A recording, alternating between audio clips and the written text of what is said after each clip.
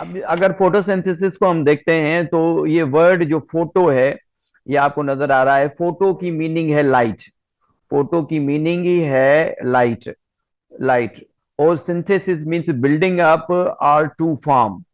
तो लाइट की मौजूदगी में फूड का बनना या केमिकल एनर्जी का बनना, इसको हम फोटोसिंथेसिस कहेंगे। तो ये क्या है, प्रोसेस है where light energy converted into a chemical energy. Chemical कौन से? ATP, adenosine triphosphate, and NADPH two, nicotinamide adenine diphosphate hydrogen यहाँ पे बनते हैं। ये इलेक्ट्रॉन कैरियर मॉलिक्यूल्स हैं। आगे जाके ये जो है एनर्जी रिच फूड बनाएंगे या मॉलिक्यूल बनाएंगे, जिसको हम कार्बोहाइड्रेट कहेंगे या हम ग्लूकोज कहेंगे। जो है ग्लूकोज बनाएंगे आगे जाके। और ग्लूकोज हमें पता है कि ये डार्क रिएक्शन में बनेगा। कैसे बनेगा आगे हम देखेंगे। तो बहरहाल कहने का मकसद ये है कि जो फोटोसिंथेसिस का प्रोसेस है, फोटोसिंथेसिस के प्रोसेस में जो इनऑर्गेनिक मटेरियल हैं, इनऑर्गेनिक से ऑर्गेनिक ऑर्गेनिक मॉलिक्यूल बनता है। तो मेटाबॉलिक का एनाबॉलिक प्रोसेस है। मींस ये कंस्ट्रक्टिव प्रोसेस है। और इसमें जो है मैक्रो मॉलिक्यूल बनता है। ये एक कंस्ट्रक्टिव प्रोसेस है। ये इसको हम एनाबॉलिक प्रोसेस कहेंगे। और इसके बरक्स अगर हम सेलुलर रेस्पिरेशन को देखेंगे तो सेलुलर रेस्पिरेशन कैटाबॉलिक प्रोसेस है। ये भी इंटी टेस्ट के हवाले से आपने बात याद रखनी है। तो फोटोसिंथेसिस क्या है? एनाबॉलिक प्रोसेस है। इसमें जो है कार्बोहाइड्रेट सिंथेसाइज होता है। यह मींस ग्लूकोज बनती है कहाँ से? कार्बन डाइऑक्साइड और वाटर। कार्बन डाइऑक्साइड और वाटर जो है लाइट की मौजूदगी में क्लोरोफिल के अंदर ये बनाते हैं ग्लूकोज को। तो हम ये भी कह सकते हैं कि जो इनऑर्गेनिक मॉलिक्यूल हैं, इनऑर्गेनिक मॉलिक्यूल चेंज होते हैं किसमें? ऑर्गेनिक मॉलिक्यूल के अंदर, in the presence of a light in a chlorophyll. Chlorophyll के अंदर और लाइट की मौजूदगी में इनऑर्गेनिक चेंज हो जाता है। ऑर्गेनिक के अंदर ये ग्लूकोज का फार्मूला है। तो इसको हम कहते हैं फोटोसिंथेसिस। तो आप देख सकते हैं कि यहाँ पे carbon dioxide, water, light, chlorophyll की मौजूदगी में ये मिल के बनाते हैं ग्लूकोज को। और जो ऑक्सीजन है, ऑक्सीजन बाय प्रोडक्ट यहाँ से लिबरेट होती है। तो ऑक्सीजन जो है बाय प्रोडक्ट लिबरेट हो रही है। जो प्रोडक्ट हम बाय प्रोडक्ट कहेंगे फोटोसिंथेसिस की, तो बाय प्रोडक्ट जो है वो ऑक्सीजन होती है। एक यहाँ पे कार्बन डाइऑक्साइड हमें नजर आ रहा है।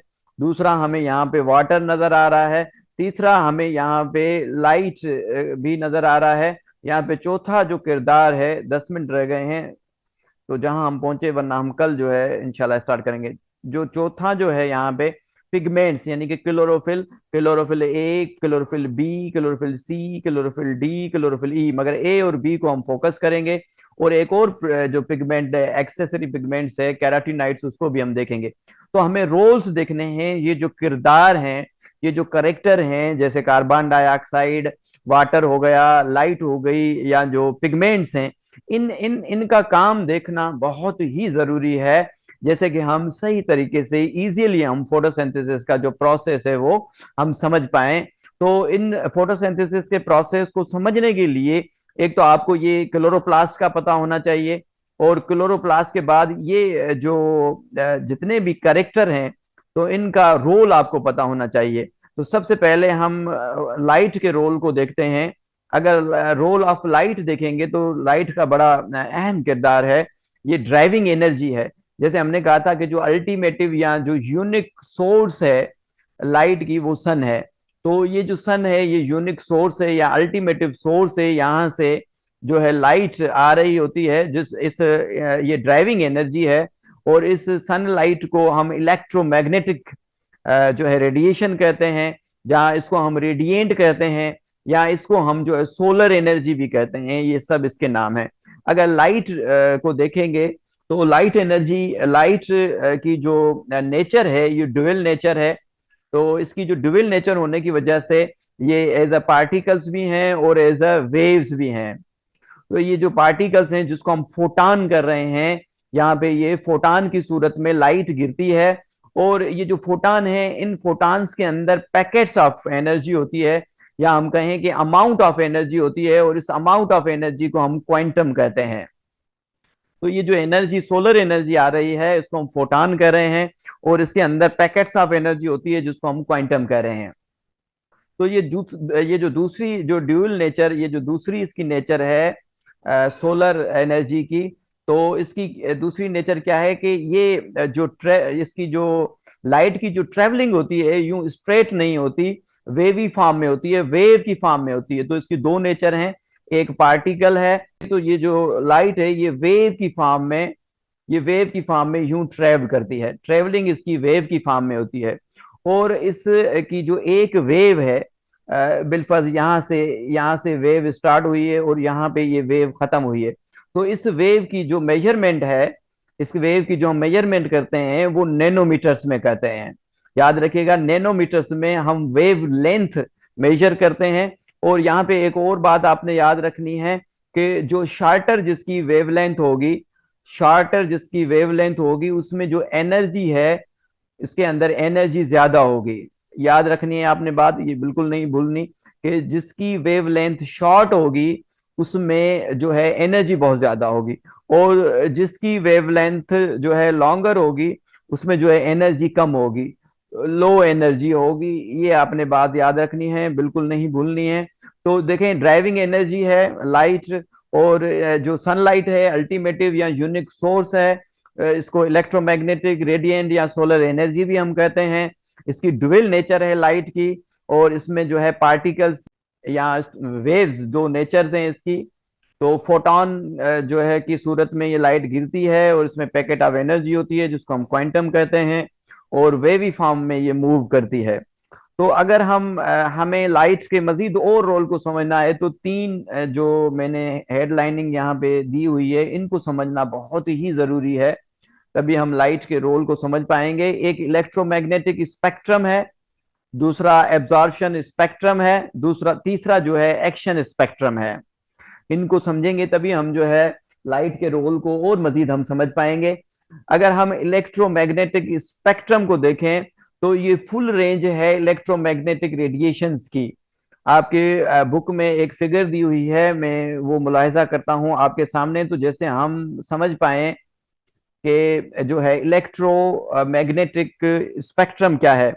इलेक्ट्रोमैग्नेटिक स्पेक्ट्रम जो है फुल रेंज है, जितनी भी इस यूनिवर्स में लाइट गिर रही है, रेडिएशंस गिर रही है, ये जो फुल लेंथ है, यहां से ये जो स्टार्ट हो रही है यहां से लेके यहां तक, ये जो फुल लेंथ है, ये टोटल जो लेंथ है ये रेडिएशन की on a universe, this is called electromagnetic spectrum. इस इलेक्ट्रोमैग्नेटिक स्पेक्ट्रम को आप देखेंगे तो इसमें हमें ये एक अल्ट्रा वायोलेट जो है रेजेस नजर आ रहे हैं जिसको हम यूवी रेज कहते हैं। ठीक है, यहां से ये यूवी रेज और यहां से ये इंफ्रारेड जो है रेज नजर आ रहे हैं जिसको हम आईआर रेज कहते हैं। अब देखें कि ये जो दो रेज हैं, इसके इस तरफ जो है आपको शॉर्ट वेव जो है रेडिएशन नजर आएगी, और आईआर के इस तरफ जो है लॉन्गर वेव्स जो है आपको नजर आएंगी, वेवलेंथ की जो लाइट है वो नजर आएगी। अगर आप इन दोनों के बीच में देखेंगे तो ये जो कलरफुल पोर्शन नजर आ रहा है इसको हम विजिबल लाइट कहते हैं, जिसको हम आंख से देख सकते हैं, और इसी विजिबल लाइट को प्लांट यूज करते हैं।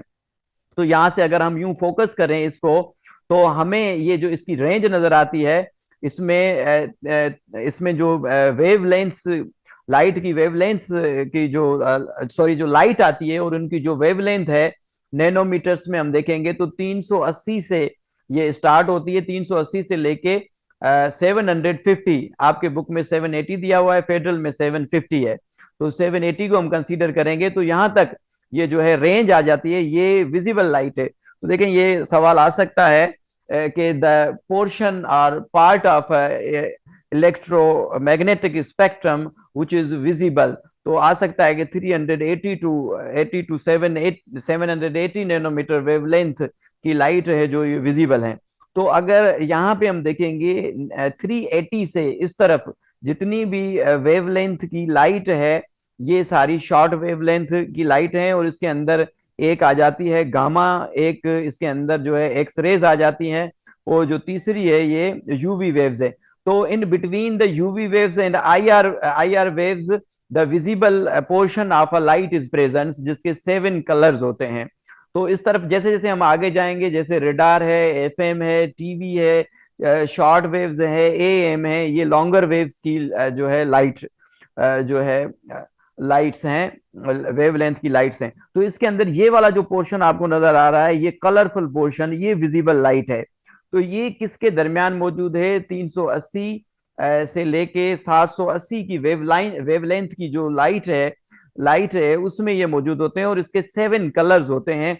जैसे कि हमें यहाँ पे कलर्स नजर आते हैं, यहाँ पे ये जो है ये वायोलेट है, इंडिगो है, यहाँ पे ब्लू नजर आ रहा है, और ये ग्रीन नजर आ रहा है, यहाँ पे ये येलो नजर आ रहा है, ये ऑरेंज नजर आ रहा है, और यहाँ पे ये जो है रेड नजर आ रहा है। तो ये जो 7 कलर हैं जिसको हम विब ग्योर कहते हैं, जैसे वायोलेट है, इंडिगो है, ब्लू है, ग्रीन पोर्शन है, ये येलो पोर्शन, और ये ऑरेंज पोर्शन, और ये रेड। तो ये जो है ये विजिबल कलर्स हैं, और इनकी मुख्तलिफ जो है वेवलेंथ्स हैं, इन लाइट की मुख्तलिफ वेवलेंथ्स हैं। और इन वेवलेंथ्स की जो रेंज है, ये रेंज आपके सामने मुलायजा है, 380 वेवलेंथ की लाइट से स्टार्ट होता है, और इसकी एंड होती है 780 पे। तो ये जो मौजूद विजिबल लाइट मौजूद है, किसके बीच में है? अल्ट्रा वायलेट एंड आईआर के बीच में जो पोर्शन है, ये विजिबल लाइट है। आगे हम दो टर्म और हैं, जहां टाइम पहुंचा, जहां खत्म होगा हम बंद कर देंगे। कल हम इंशाल्लाह इसको देखने की कोशिश करेंगे। कल संडे है मगर हम एक क्लास रखेंगे इंशाल्लाह। अच्छा देखें, एक्शन स्पेक्ट्रम को, अगर एब्जॉर्प्शन स्पेक्ट्रम को देखेंगे, तो इसमें हमने चैप्टर नंबर 4 में हमने जब रेगुलर क्लासेस में पढ़ा था, तो यहाँ पे एक स्पेक्ट्रोफोटोमीटर होता है। एक यहाँ पे मशीन होती है जिसमें हम मॉलिक्यूल्स डालते हैं, और उसी मशीन से हम जो है 7 कलर्स की लाइट को हम पास करते हैं, और एक हमें ग्राफ मिलता है। और वो ग्राफ जो है रिप्रेजेंटेशन कर रहा होता है डिफरेंट मॉलिक्यूल्स की एब्जॉर्प्शन, डिफरेंट डिफरेंट पिगमेंट्स जिन्होंने डिफरेंट वेवलेंथ की लाइट को एब्जॉर्ब किया है। तो हम कह सकते हैं कि जो एब्जॉर्प्शन स्पेक्ट्रम है, ये एक्चुअली अ ग्राफ है which shows the absorption of a different colour wavelength of a light by a particular pigment. This is called absorption spectrum. तो अगर मुख्तलिफ पिगमेंट्स को आप देखेंगे,